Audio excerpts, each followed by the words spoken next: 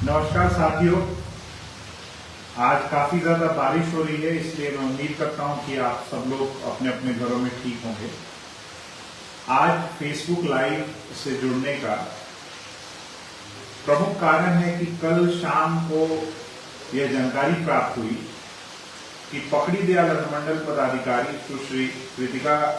मिश्रा जी का स्थानांतरण का आदेश जारी किया गया बिहार सरकार के द्वारा। हालांकि मैं निजी तौर पर पकड़ी दयाल के अनुमंडल पदाधिकारी को जानता नहीं हूं, ना ही आज तक मेरी उनसे मुलाकात हुई है, मगर जो महत्वपूर्ण बात ये है कि एक पदाधिकारी जो मात्र 45 दिन पहले एक अनुमंडल पदाधिकारी के तौर पर कहीं पदस्थापित किया गया था, उसको इतने कम अवधि में त्वरित गति से उसका स्थानांतरण करवाया जाना कहीं ना कहीं कई सारे सवाल खड़ा कर रहा है। सबसे बड़ी बात यह है कि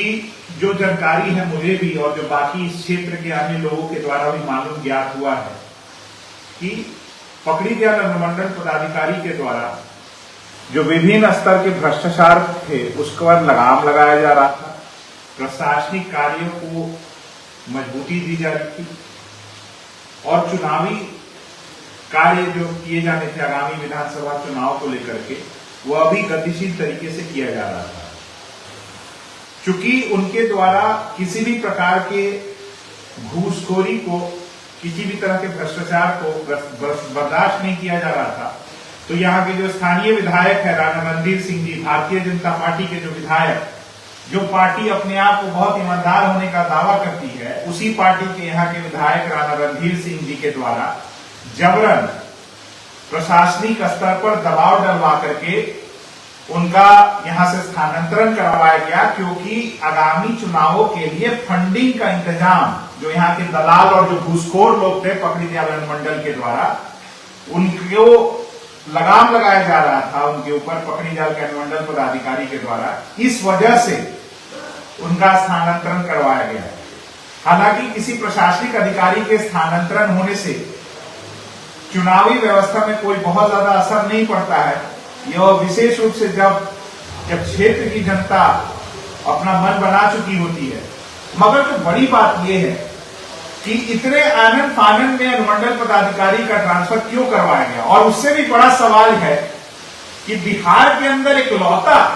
ऐसा ट्रांसफर किया गया। जो पकड़ी दयाल के अनुमंडल पदाधिकारी हैं उनका स्थानांतरण किया जाता है गोगरी, जो कि खगड़िया जिला के अंदर है, गोगरी अनुमंडल में। और जो गोगरी अनुमंडल के पदाधिकारी थे खगड़िया जिले के, उनका स्थानांतरण एक संटिंग पोस्ट पे प्रद्युमन यादव जी थे, वो अभी शायद भारतीय प्रशासनिक सेवा के अधिकारी थे, उनका एक संटिंग पोस्ट करते हुए पटना जिले के अंदर किया जाता है, जिसका चुनावी कार्यों से कोई लेना देना नहीं है। और सबसे हैरानी की बात है कि पूरे राज्य में बिहार सरकार को एक भी प्रशासनिक अधिकारी नहीं मिला कि जिसको पदस्थापन तत्कालिक तौर पर पकड़ी दयाल अनुमंडल में किया जाए। इसका मतलब साफ है, स्पष्ट है कि पकड़ी दयाल अनुमंडल पदाधिकारी एक ऐसे व्यक्ति को बनाए जाने की कोशिश की जा रही है कि जो रणधीर सिंह के लिए चुनावी फंडिंग का इंतजाम कर सके, और ऐसे व्यक्ति को बुलाया जाए जो इनके दलाल हैं, जो इनके घूसखोर लोग हैं, अलग अलग विभागों के कार्य योजनाओं से जो पैसा लूटते हैं, चाहे वो जन वितरण हो,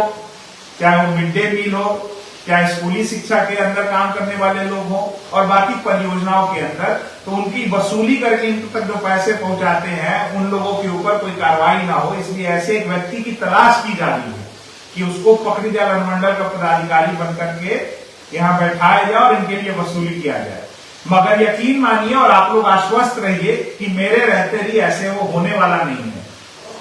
इस विषय पर मैंने आज सुबह ही माननीय जो चुनाव आयोग के कमिश्नर हैं उनको हमने एक पत्र लिखा है विस्तृत तौर पर, और हमारी पार्टी के द्वारा एक ज्ञापन भी सौंपा गया है चुनाव आयोग को कि आचार संहिता लगने के 2-3 दिन पहले आनंद फानंद में एक एसडीओ का ट्रांसफर किया जाता है। पूरे बिहार में इकलौता ऐसा मामला होता है कि जहां पर एसडीओ का ट्रांसफर होता है और किसी और की नियुक्ति नहीं होती है। एक ऐसा मामला है, इसके ऊपर कई तरह के सवालिया निशान लगाए गए हैं और इसके ऊपर जो है तत्कालिक प्रभाव से विस्तृत जांच करने की आवश्यकता है कि किन कारणों से यहां पर जो पकड़ीदयाल अनुमंडल पदाधिकारी थी उनका किन कारणों से ट्रांसफर किया गया और ऐसी क्या वजह थी और ऐसे कौन सी बातों को उन्होंने नहीं किया, जो सरकारी आदेश का उन्होंने कौन सा पालन अनुपालन नहीं किया जिसकी वजह से उनको यहां से स्थानांतरित किया गया है। और सबसे बड़ी बात है कि इस तरीके के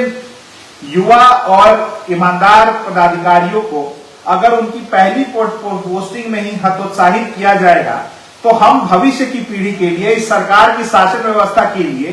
किस तरीके का उदाहरण पेश कर रहे हैं। आज के समय में जहां भ्रष्टाचार से पूरी जनता त्रस्त है, हर लोक क्षेत्र की जगह जगह के लोग त्रस्त है, वहां पर एक अधिकारी ईमानदारी के साथ अपना काम कर रहा हो, उस अधिकारी को काम न करने दिया जाए और जब वह किसी भी की बात न माने, किसी भी राजनीतिक दबाव में न आए तो जानबूझ करके उसको राजनीतिक द्वेषता से उसका यहां से स्थानांतरण करवा करके उसको प्रताड़ित किया जाए, यह कहीं से भी उचित नहीं है और हम लोग इसकी कड़ी शब्दों में आलोचना करते हैं। आज इस क्षेत्र के जितने भी ईमानदार लोग हैं, जो आम जनता है, वह जो एक ईमानदार पदाधिकारी हैं उनके साथ पूरी मजबूती के साथ खड़े हैं और हम लोग आज बारिश का मौसम छूट जाता है तो इसके खिलाफ एक विरोध प्रदर्शन भी करेंगे और उम्मीद करते हैं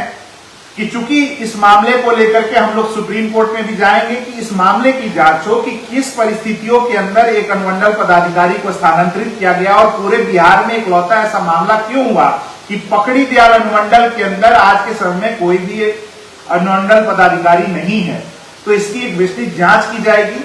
और अगर इस जांच में पाया जाता है कि बिना किसी कारण, बिना किसी तथ्य के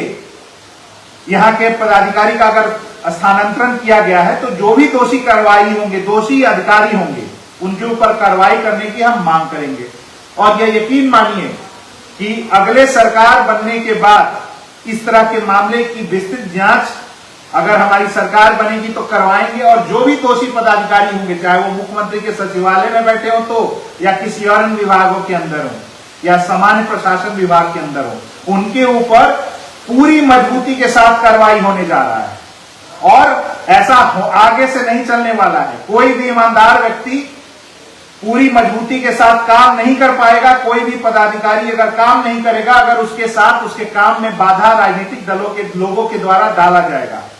हम लोग इसके खिलाफ एक मजबूत लड़ाई लड़ने जा रहे हैं और एक मिसाल यहाँ के लोगों के सामने हम लोग पेश करेंगे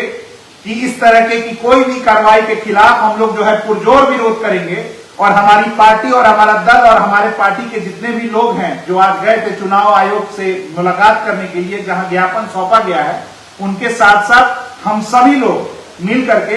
इस तरह के द्वेषपूर्ण कार्रवाई के खिलाफ जो है एक मजबूत प्रतिरोध अपना दर्ज करेंगे। आप सभी साथियों से उम्मीद है